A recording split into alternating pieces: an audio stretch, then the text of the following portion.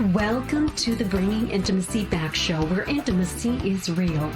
If you desire to intimately connect with yourself, your significant other, children, family, friends, community, and higher power, this show is for you. We explore intimate topics, inspiring life stories, spirituality, and insightful tips on strengthening relationships. The show is hosted by Dr. April and her co-host, Coach K. Let's get this episode of the Bringing Intimacy Back show started. We share with you today the secret power to intimacy to create a life you love or love the life you create. Now, here's your host, Dr. April, and co-host Coach K. Back show where intimacy is real. How are you doing, Coach K? I am doing great. How about yourself?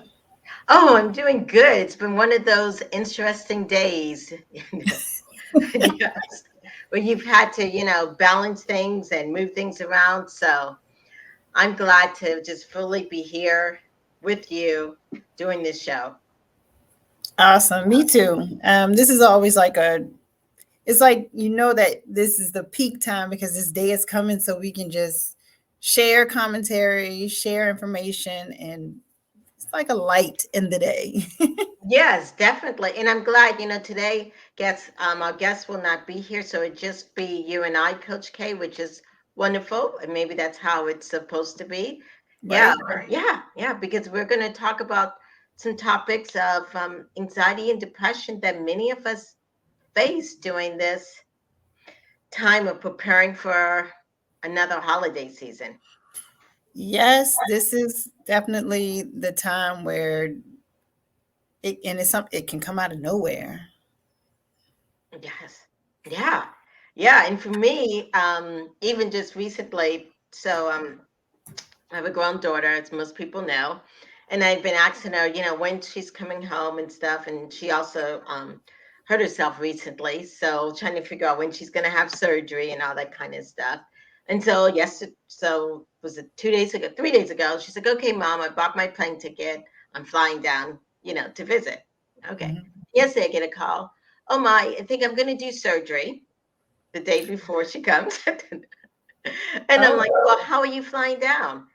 Yes, yeah. Well, I can't fly down, so she's gonna catch a ride. So it's just all these changes as people mhm. prepare for the holidays. Yeah. And it usually it's like the world just kind of hangs tight. And then around October,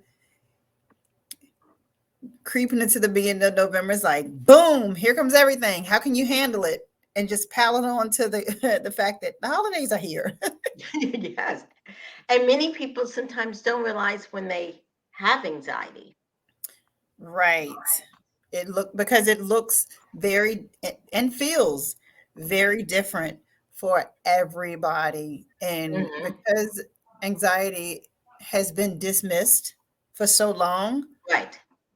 that it's hardly recognizable unless you speak to either a professional or someone who's experienced something similar. Right. Right. And for most people, when you have anxiety, and we're like, why do you talk about it on the show here? But it takes away from intimacy. Yes, it does. You will become secluded. You go almost inside of yourself. Hmm. And many times, even though it's you that needs the support, you Right. don't want to burden other people. And so Right. you stay away from them. Right, right. And anxiety for many people, it's that those thoughts are going so fast. Yeah. Yeah, that you're like worrying about this, thinking about that, thinking about this. And even today, I was just thinking about all the things I have to do, and of course, I missed my turn, and because I wasn't fully present. Right. I'm thinking about the stuff in the future. What if this happened? What if this happened? I got to do this. I got to do this. Or for some people, they can't sleep. It's that over. Yeah. Yeah. I have two children that um, have gone through anxiety and panic attacks. My mom, she's gone through it. And I know I can recognize in myself when I'm getting to a place where I might experience anxiety. So I'm grateful that I'm able to know when that happens, because anxiety and panic, panic attacks are two different things. When my anxiety builds, it's usually after, for example, the class I just taught this weekend, Saturday, I had 2 classes that I taught with couples, and the fullness of excitement, the nerves of just teaching a class, and the energies that was being released and shared. By the end of the night, when I got home, I knew it was coming. And that's the big letdown from all of that buildup. And luckily, because I've experienced it with when I did my first retreat, my husband knew what was going on. So he was able to just even having his hand on my shoulder, Right. it helps to bring it down. And it's almost like it's a build-up roller coaster. But I absolutely can only imagine someone who has to go through that on a regular basis. Right. And touch is very important because that help brings you back to the present moment. Yes. It does. Yes. And guess what? In the present moment, we have a wonderful guest that has, yes, yeah. I'm so happy to have you on the show. And it's Rachelle. Yes. It's Rachel. Rachel. Actually. Rachel. Okay, Rachel. Yes. I'm sorry. Yes. Hi, Thank Rachel. you for having me. Yes, yes. Yeah, I just saw that she had popped in. And so I'm really happy that you're on our show. And you have a great topic that we just started to start to talk about. And the topic today that we're talking about is hunting for symptoms that leads us to your next level up. Oh, yes. So, yes. So, Rachel, please tell the audience a little bit about yourself.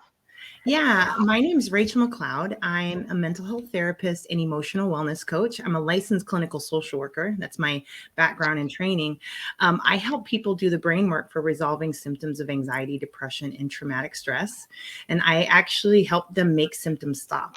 And I help them use the brain's natural process for this. Brains have a natural process for making symptoms stop. And touch can be such a huge part of that. And so I use a lot of different interventions to help with that and to help really, help open up the brain's natural healing process, which the part of the brain that stops that healing from happening is listening to the body. It's not listening to our thoughts and our reasoning and our logic. So so anyway, I've loved what you were saying as I was sitting backstage waiting to join about how touch can be important. And I was like, oh, we're already talking about my favorite part of the brain and how it works. And so I will stop there at introducing myself. I love this topic and I love watching how we can heal so quickly and how these symptoms, how our brain is really trying to resolve these symptoms and how these symptoms are just evidence that the brain can't and isn't doing that yet, but we can help. So anyway, I'm excited to be here. Yeah, great. Yes. And I think it's a great topic for us to discuss because many of us are facing holidays coming up. Oh, yes. Yes. And with all the changes that are happening in the world, for some of us, we haven't had a chance to meet with our relatives and, because of the pandemic. And then for some of us, I live here in Southwest Florida, our homes have been destroyed. Yeah. So Thanksgiving looks a little different or people have passed away. Yes. So I think this is a great topic for us to talk about. Absolutely. Yeah. I think holidays in the past have been very exclusive of some of the emotional pain or some of the challenging realities that we've experienced. And that leaves us at a disadvantage in really having an inclusive, healthy holiday. Yeah. So trying to meet the needs of so many people. One of the things that I know that me and my husband, because we have 2 families, right? We are very big on our unit comes first. So as a whole, we decide what do we want to deal with this holiday season as to where we want to go. And there's no qualms about it. There's no anxiety about it. Wherever we decide, that's where we go. And whoever doesn't like it, you can live and tell me about it tomorrow. You can have your feelings. Yeah. You're allowing them to have their feelings. Yeah. And so, which is kind of cool because you're already including their negative emotions. And instead of suppressing them or no, or appeasing them, don't feel that way. No, they get to have those. Yeah. So that's, wonderful. Not easy. It's not easy at all. And a lot of people are not able to get there to that place. I've been there for over 20 years. Early in my 20s, I was like, if we don't show up to a function, well, I'm okay with that. Yeah. I think that, gosh, this is really a complex issue. We can really interpret other people's feelings, words, ideas as threats to our survival. Yeah. At such a deep level that we are not even conscious that we're actually threatened. Like our system is operating as if we are being chased by a tiger. Or, just because someone's having some emotions that our system registers as it's not safe. And maybe that was because it wasn't safe when you were younger for someone to feel disappointed or angry or left out, And so when we come forward, if that hasn't been resolved yet, we still our survival system, when they have those feelings, our survival system will shut us down and push us into a survival state of fight, flight, freeze, faint, and fawn. Maybe we snap at them for being disappointed, or maybe we're talking to the next thing we know, we're in a full out nap because it overloaded our system and we went into faint mode.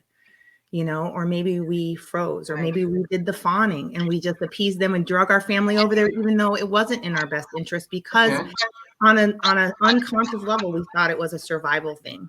We thought we wouldn't live and that part of the brain, it's not a reasoning or logic center. It just is like, are we going to live? Or are we going to die? Are we going to survive? Are we not going to survive? And it's listening to the pain neurons. It's not listening to a reason. Oh, we're going to be safe. Oh my gosh, they can have their feelings. Gosh, why don't you just get over this?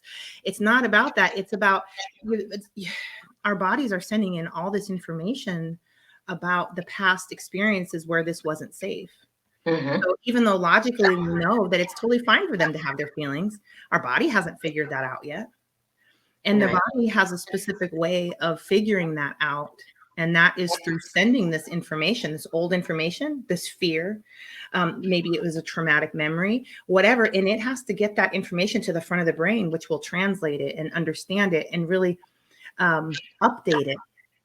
And then all of a sudden, your body understands it too. And the body's like, oh, hold up, it is fine. So now your body and your mind are in agreement and voila. But it has to, while it's sending those signals of distress, it really is, the survival system will jump in there and say, no, where you can't get that information through. You can't get that information to the front of the brain, and it will block that communication loop. So the brain's like, hey, I have all this fear and stuff and trauma to share with you. Let me do that. And the survival system's like, no, it's not safe to hear that. And so we can use some interventions here, some mind-body interventions, and really get this lid open, get the survival system to back off pretty instantly. And all of a sudden that communication loop grows and your body starts calming, your logic and reasoning start showing up. And then all of a sudden your body and your mind match and you're like, yeah, we're going to stay home. It's okay for them to have big feelings. And so this ability really comes with, can my brain process the fear, the old memories, the old conditioning, the old lessons, and really make a new way of being here now. Right. So Rachel, in the sense of, like you said, like we're in that panic and that fear state, and there's a lot of people who are out there listening, and they're feeling very anxious about Thanksgiving for a variety of reasons. How can they have the courage, or what needs to happen for them to lift up that, so that those two can connect? Yeah. And I'm going to answer this total nerdville. And first thing I want to say is that this is awesome. The fact that you have all this anxiety means your brain is really trying to make a new way of being for you. It's not, you're not anxious because your body wants to shut you down. You want to be in a state of overwhelm. That's not what this is here for. This is here because your whole system knows we can't keep going on like this. It's not good for us. We don't like this. So you're in the middle of the beginnings of a massive change and a massive healing and a massive growth. So all of that information, your body is reporting all the memories, all the stuff that's creating the anxiety. So what we really want to do is we want to open up, we want to get your survival system to let that information through. It's really simple. So to work specifically with that part of the brain, you need to engage the body. Right? Engage the body. We already know this intuitively. When we're babies are crying, we go pick them up and we rock them and we pat them because we know we're actually engaging specifically with their survival system. And so, and then it opens up, the baby starts relaxing. All of a sudden, the baby starts making sense of the world around them. And can you engage the body by yourself, or do you need someone else? Yes, I teach specific interventions with this. I teach emotional freedom techniques. I teach thought field therapy, energy medicine, and EMDR, and eye movement-based intervention. And so those are things I do with people, and I teach people these things. And intuitively, we're already reaching for things. I want to talk about that for a second, because if you're anxious and you're starting to do these things, I want you to understand you are trying to help your healing process complete. Right. Don't block it. Go with it. These things aren't going to be so fabulous, but once you see you're doing them, you're going to say, oh, hey, wait, let me go try one of those things Rachel's talking about, because it's going to be a little bit better. Yes. And we can actually accomplish this instead of create more problems for us. So if we're feeling anxious and we're reaching for food, you're actually trying to do a healing function. Food is a way to engage the body to do healing activities. So you're naturally trying to do that. If you are going and you are drinking alcohol, using drugs because you're anxious, you are trying to get this process complete, but it's not working. And so you're just trying to engage the body to calm down. Right. So instead of reaching for, while you're anxious, instead of reaching for one of the things or your shopping cart to go buy all the things, some retail therapy, if you can grab an intervention like emotional freedom techniques, which is free, it takes 30 seconds, all of a sudden your survival system will pop right open, you start calming, and you'll start having these new ideas about your problem that you've never had before, because your brain is gathering old information that it's never had. That's like, oh my gosh, I get it. We're going to take this information, we're going to put it here, we're going to put it there. It'll reorganize and start sending you new pieces of information. So can you tell us a little bit about this emotional freedom technique? Yeah, we can actually. I'd love to give you guys a demonstration of this. I don't know if you've used emotional freedom techniques, but I know there's going to be some people in the audience who have never used it or even heard of it. So it's an emotional acupressure intervention. So we're actually using the body's meridian system, which is one of the body's natural communication processes. So the survival system is already listening to it. And we're going to tap on some points on the body. And so I'm going to guide you through this. And if you choose to participate with me, I encourage you to take full responsibility for your wellness. With this, there are no known side effects. So I love to hand this out to people a ton. There is another intervention called EMDR. It's it's natural to the body, but it has some pretty gnarly side effects if it's not the right fit. So I don't like to just, hey, try this. But emotional freedom techniques is pretty safe. So, and it works the fastest. So let's do a demonstration. I'm going to invite you to think of something stressful. Maybe not super mega 10 stressful, right? But just something like, man, if I could feel better about this, if I could be less anxious right now about this. So just tune into that. Let that idea come up into your mind. Okay. And now I'm going to take it a little deeper here and just ask, well, what's so bad about that for you? Well, for me, it's an upcoming audition coming up that I'm doing out of my field. So it is probably just the bad thing is just about embarrassing myself. Perfect. Okay. And so from there, I'm going to ask, and if you're at home, please the same. What's so bad about that? What's so bad about embarrassing yourself for you? For me would be putting my reputation online, probably. Okay. So now that you have this piece, right? We're just going to focus on the last piece of putting your reputation online. I want you to just tune into your body and see where you feel this the strongest in your body. I feel the strongest probably in my back. Okay, great. Okay, now with all this information, I want you to rate how intense is this for you right now on a scale of 0 to 10. 10 maximum distress, 0 no problem. Probably 7, just because I just came from a class dealing with this. So Yes.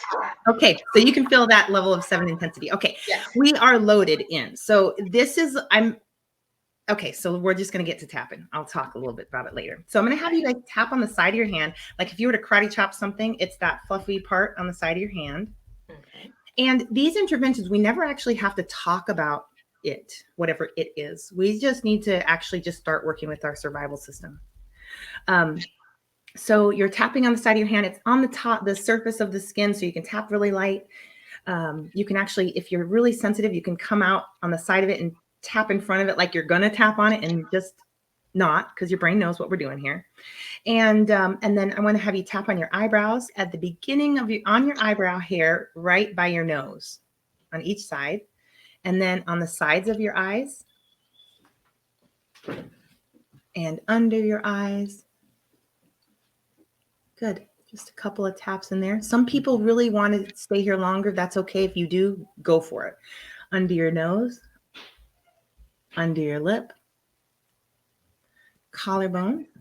This is toward your neck. There's some bones, some round bones in there. You want about an inch underneath those. Close enough is good enough with this intervention. It's also why I like it. And then under your arms, there's an underarm point, which is about 4 inches below your armpits, or in the center of your bra strap if you were wearing one, or if you are wearing one. And then there's another one. Those are liver points. They're on the front of your body, on your ribs, the lower rib area, right where your liver would be on both sides. And then there's some finger points. So imagine if you were reaching your hand out to shake someone's hand and your thumb is facing you, go ahead and tap your thumb right by the nail there. And then on top of your first finger, leaving it in that same position, but facing up to the ceiling. And the middle finger, the pinky finger, the side of your hand, and the back of your hand. Okay, and then I'm going to have you tap on the top of your head a little bit. Okay, so one quick round, but let's just tune back into that embarrassing yourself problem, or for whatever issue that was for anybody else, and that sensation in your back and your body, and see what you notice now. Is it the same? Is it worse? Is it a little bit different? Is it less? I believe it is less. Yeah. Okay. What would you rate it now? Like a 4. A 4. Awesome. And so when I work with people, the very first thing I'm doing is matching them with an intervention. I want to see what intervention does their brain like, that their brain says, yes, I can, this helps me do my healing work. And so after using intervention, I want to see a couple of things happen, or at least one thing happen. I want to see the intensity lower. I want to see them feeling like their body relaxes more. I want to see them have more clarity of thought, new insights. I want to see maybe some epiphanies. Those happen during this because once the brain can get this information, it's like, aha. And I want to see possibly new solutions starting. So if any one of those things are happening, we're getting prefrontal cortex activity. And instead of just body sensations or survival states, which is anxiety, right, where that's the survival system is active, we want to see the prefrontal cortex come online and really start rocking. And so when we're anxious, that survival system, when it's running the show, it will shut down the prefrontal cortex and the whole healing process. And it'll shut down the prefrontal cortex, your thinking center, to about 20%. That's why we're fuzzy and we're having looping thoughts and we're confused or we can't concentrate. It's because really the survival system has shut that part of the brain down. We cannot use it. And the interventions that we use that really are the right fit for you, all of a sudden your thinking center turns back on. That's your morals, your values, your reasoning, your problem solving, and your resources, that you can see, oh, I know what I can do. Sometimes when we're in a survival state, our our survival system has thrown out our morals and our values. We're screaming at people, yelling at people. Like, we would not do this in our right mind, but we actually don't have access to that. And so the sooner we can get that part of the brain back on and running, the sooner we shift out of the survival state and we start processing all this information, and we can be who we want to be in alignment with our morals and our values. Right. And I think that for me, the tapping, especially around here, was able to release pressure. Yeah. And that's really what we're doing. Our body has so much wisdom in it, but our survival system is listening, and it's picking up. You might have had some really gentle touches here at some point in your life, and these points, this point right here is a bladder meridian point. It has to do with trauma and terror. And so tapping on that really helps our body do its terror work. Our bodies need to be able to complete its terror work. Terror, when it moves through the brain's process, becomes courage and hope, right? We have to convert this energy into the usable, awesome form. Otherwise, it just stays stuck in the body as terror. Right. We're in a survival state. Right. And what you just said just made me think is when you tap, it's causing more movement and visually in my mind, if something is stuck there, and if you tap it, you can push it aside, push it to make it move. Yeah. And when people are talking about energy work, that's really what we're talking. We want energy to move and flow. Right. We don't want it to stay stagnant. And we know this in body and a lot of physical processes of our body. We want things to move. If we eat something, we don't want it staying in our stomach. That will mess us up. And what happens with our life and experiences, we'll have experiences in the back where we ate those experiences, right? Those experiences are in our emotional stomachs, and they're not getting processed. So they're staying there, and we're not being able to convert them. Like, if you eat stuff and it gets processed, all of a sudden you get more nails, you get more healthy skin, you get all these things. And if we don't process and digest these experiences that we've had, we don't get the awesome benefits from them.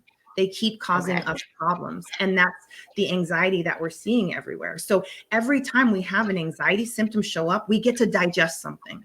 Right.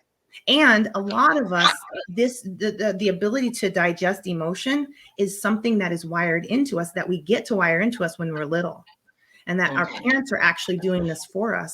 Whenever we're dysregulated or upset, sad, feeling afraid, if they go to us, hug us, or comfort us and help us through that moment, all of a sudden our survival system will open up and allow that to happen. We just got some practice with our body from the inside, got practice moving terror. And we got to learn terror equals connection, safety, security.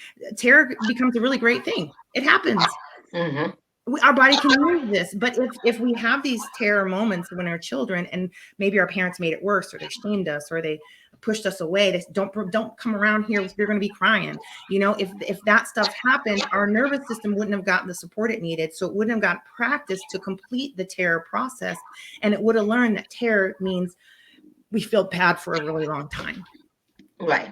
And now our system's learning to be afraid of terror when it doesn't. I mean, that's a hard one.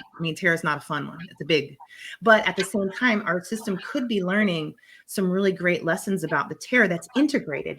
Terror is scary, but it really makes some wonderful things.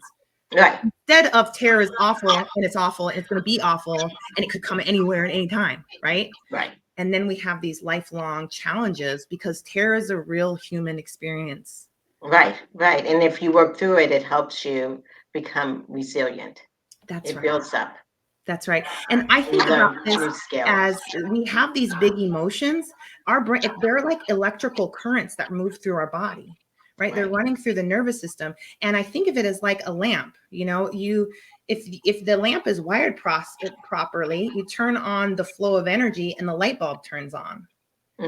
Right. If you, let's say the energy current you're running is anger, and that anger energy starts running through you. If it isn't wired properly and your brain can't utilize that energy properly, you're going to short circuit, and then you're going to do some awful things with your anger, and the light bulbs never turn on. Anger is wonderful for learning about boundary violations, what you like, what you don't like, when somebody did something that wasn't right to you. It is a huge informant. And if you can't get that information, that's really tough.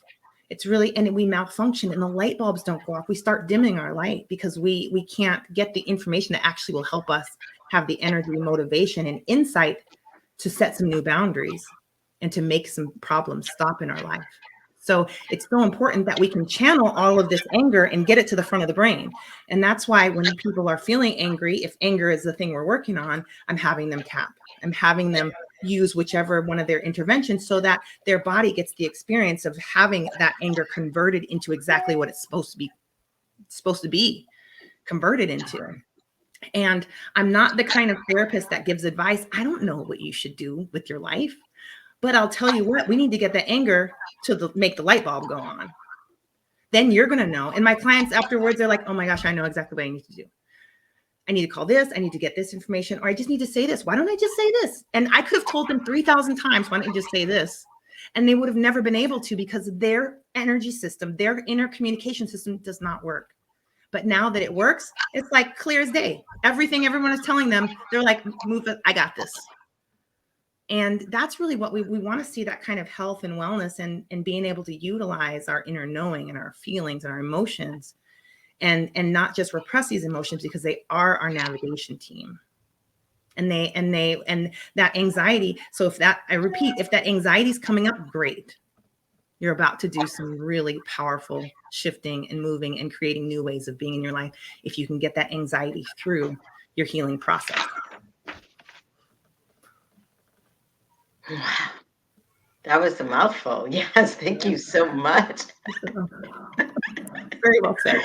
Yes. I mean, what you brought is a new dish to the table. So people out there listening and they're like, oh my gosh, I feel so anxious about this.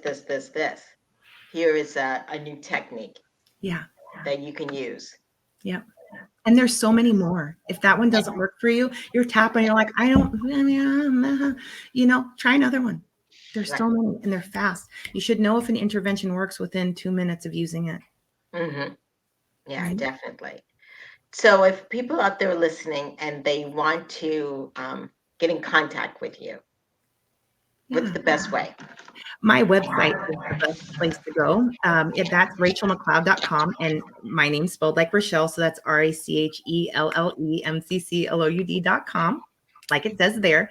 And over there, I teach a lot of this stuff. I have healing opportunities, like a workshop. I have an 8-part curriculum for people who want to resolve disorders, anxiety, depression, and traumatic stress. I have a step-by-step process that people can use and follow and really help them do the brain work for resolving these issues. And I also have an intensive coaching program. And gosh, on my email list, I start sending these intense intervention trainings out right away. Day 1, I give an intervention video for emotional freedom techniques. Then 2 days after that, I put on there my favorite trauma processing intervention. And these ones have no known side effects. So it's like, gosh, why not? Let's see what it does. Let's see if it gives your brain the support it needs to really open up that healing process and get things moving. Yes. Well, thank you so much, Rachel, for being on the show and for showing us this emotional freedom technique that we can all use at any time, and it helps in that self-care, especially as we're, coming up of Thanksgiving and we don't know what to do. But this is something you can do before you get there. This is something you can go in the bathroom to do, or this is something that if you're at the dinner table and you're stressed out, yep. Yeah, pull it out as one of the things on the table. Yes, definitely. I have clients that'll sit under the table doing their finger points, so nobody can see them. Me, I'm just like, hold up, my brain needs a moment. Yes. Thank you so much for being in this show. Yes. Thank you for having me. I appreciate it. Okay. Yes. Wonderful. This has been the Bringing Intimacy Back show. We'll take a break and we'll be back in a moment. Jamaica, Paradise Island in the Caribbean. Discover quiet waterfront treasures just mere steps away from paradise. Enjoy true Jamaican specialties, live reggae music, hotter than Hade's spiced jerk pork, and chicken sold from beachside vendors. Join vacation counseling in Jamaica on February 12th through 15th. Surprise your Valentine with a sun-kissed, relaxing romantic getaway to Portland, Jamaica. What are you waiting for? Welcome back to the Bringing Intimacy show, where intimacy is real. Wow, that was I just love that emotional freedom technique that she just showed us. Yeah, very helpful, very easy to do. And like you say, you can do it right at the table. If you're just sitting there, you're like, ooh. Yes, definitely. Yes. Yeah. Yeah, you can just sit there and do that, which is great. Yes. So we're going to be taking a break for Thanksgiving, and we want to wish everybody a happy Thanksgiving. You have to look at Thanksgiving as a time to be thankful, Yes. grateful. Yes. Yes. And appreciate starting with yourself. Because I know, yes, we want to think about others and we want to give to others and we want to please others, but sometimes look in the mirror and see the most important person that you can give to and be grateful for and appreciate, and then share that beyond yourself. Definitely. We have to take that time to tune into ourselves and be appreciative and respect ourselves so that we can create those boundaries for the holidays and we can get to a place where we don't overwhelm ourselves for the holidays. And I think me and you were talking right before we came on about how, I described it as dark, sometimes dark, heavy, and wet feel of anxiety. So that's great to have that, some kind of technique to just get you out of that place. Because we have, like you said, where you are, and a few other people are, they've lost their home, they've lost family members, they've lost their sense of being. Because honestly, when any part of what you've created, whether it be your home, your clothes, your vehicles, and yes, it's material, but that's a part of what you have created. It's a part of what you've made and put inside of your makeup. So when something rips that away from you, you have to be able to regroup, starting with yourself. Like we talked about that touch. Right. And the other thing that I think you made a valid point, and you've mentioned it a little bit here also, is boundaries. Yes. And it's so important because, like you said, we got to take care of ourselves. And so sometimes people want a lot from us, especially during the holidays. One here, there, this, that, and you get all anxious and stuff. But it's so important to put on your mask first, to take care of yourself, to figure out for yourself what's a good holiday celebration for me and my family, and sometimes if a situation isn't good for this year, then it isn't, and that's okay. Yeah. You got to look out for yourself and for your loved ones, because that's really important. Yes, it is. And thinking about other folks, like we said, we have some shows coming up after the holidays that I would like to make sure that I share. So again, next week we're wishing everybody a happy Thanksgiving and a happy Friendsgiving, however you celebrate it. Yes. And then we're right after that. So still tune in, because we will be running some, a show for you guys to still watch, because we always want to be a resource and support. And then we'll be back live on December the 1st with psychotherapy, one of the most intimate relationships you will have with someone. And that's going to be with Sylvia Ducci, and I'm probably saying that incorrect. My apologies. And then on December the 8th, Becoming Your CEO Self with Confidence. And that's going to be with Coach Antoine Billboard. So I'm really excited about that. Yes. And those are two great shows coming up. And so in the meantime, you out there listening, enjoy your holiday season. Do your best to be present, because that's the only thing that really matters. And we just learned a new technique on how to tap or touch your body to get you in that present moment. Enjoy your loved ones, and of course, enjoy yourself. And this has been the Bringing Intimacy Back show. If you like us, please like us on Facebook, Twitter, Instagram, and we will see you guys in 2 weeks. All right. Bye, everybody. Bye. Thank you for listening to today's episode of Bringing Intimacy Back, where intimacy is real. You can also find us at bringingintimacyback.com, LinkedIn, Facebook, Instagram, Twitter, and YouTube. Dr. April Brown's 7-book series, Improving Intimacy, is now on Amazon. We'll see you next Thursday at 3:30 p.m. Don't forget to follow, share, and subscribe.